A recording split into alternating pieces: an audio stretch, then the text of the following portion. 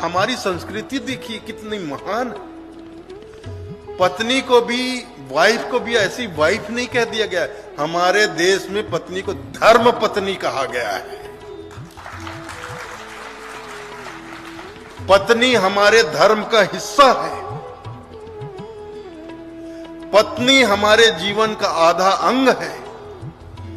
भगवान शंकर ने अर्ध नारीश्वर का स्वरूप धरा था।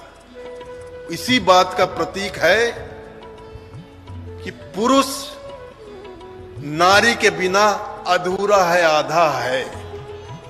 उसके जीवन में जब कोई स्त्री उसकी संगनी, जीवन संगनी बनकर आएगी, धर्म पत्नी बनकर आएंगी, तभी वो पूरा होगा।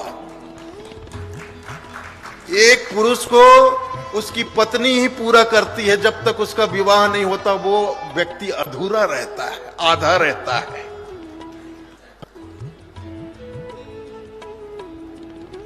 तो पत्नी को मनुष्य का बायां भाग माना जाता है हमारे देश की संस्कृति में। इस शरीर का बायां हिस्सा हमारी पत्नी का होता है, धर्म पत्नी का।